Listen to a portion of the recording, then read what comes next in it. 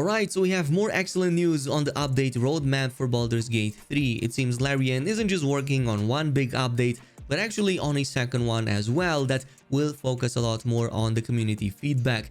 There are over 1,000 changes coming, more PlayStation 5 release details, but on a less positive note, we also have some slightly bad news. So some of you might have noticed some of your save files being inaccessible. Well, that's not you. There was actually a rollback situation a few hours back due to an issue caused by a recent hotfix. So we're going to talk about this and more in this video.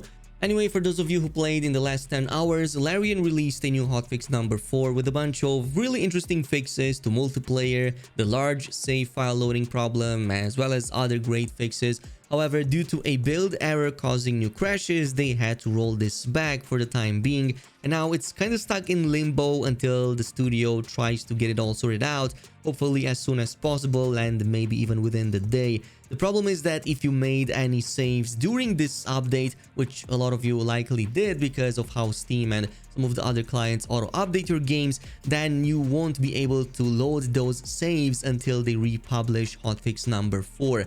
So if you see any of your save files being grayed out, yeah, that's the reason for it. And there are players out there that probably played through the entire time, all these 10 hours. So yeah, you're looking at a ton of progression that's kind of temporarily being lost.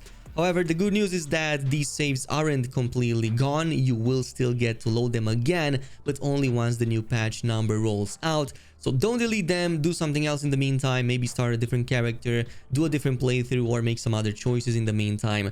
My suggestion for the future, like always, is also to turn off automatic updates, especially on Steam and other clients, from the game properties, or at the very least set it on always ask. And the reason for that is because it's useful in case future updates change things that you don't want to see changed. Maybe they introduce some nerfs or balance changes and you just want to hold on for a bit longer before updating to enjoy the game more. So yeah, going forward, just deactivate those until like it all happens out. Regardless, we have an update to what the upcoming patch cycle will look like, and I'm actually really excited for this because there are two big updates besides hotfix number 4 that should be coming in the following weeks.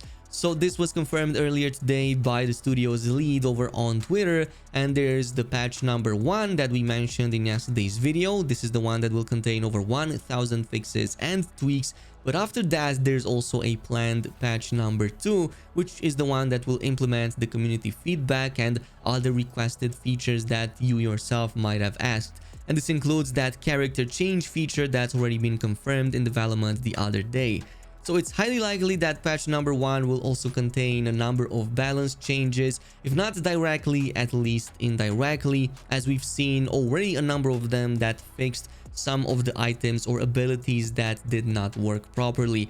For example, even patch or hotfix number 4 that we're going to check in just a bit did address a problem with a certain weapon that was kind of scaling infinite damage. That was quite busted and definitely needed a bit of fixing.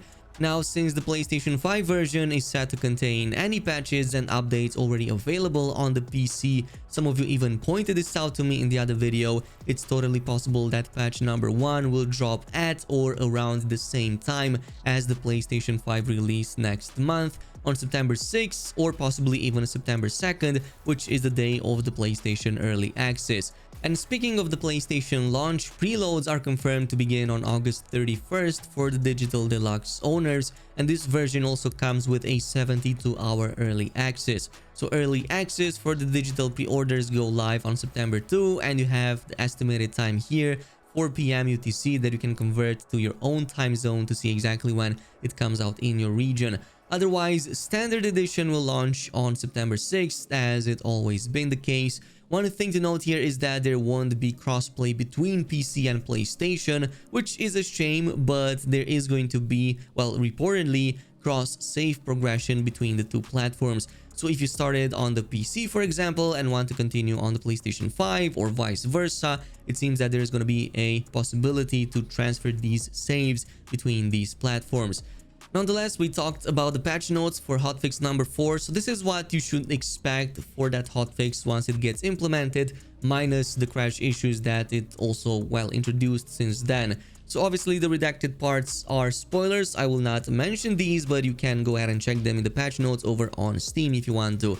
but this patch fixes the problem with the loading of large save files that happens as you progress more into the campaign. It can actually reach some ridiculous levels, and my saves already exceed 10 gigs in size.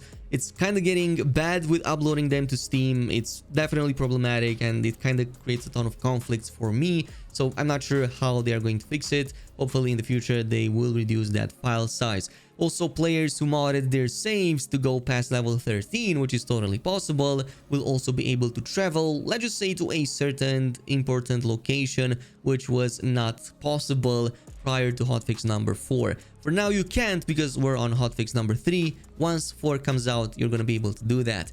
Another highlight is the multiplayer. They added a warning for hosts in multiplayer when clients join through drop-in during character creation, so hosts must now grant approval before new players join in. They've also faced characters disappearing when disconnecting and reconnecting in split screen, and the visibility issue of multiplayer servers on the GOG client.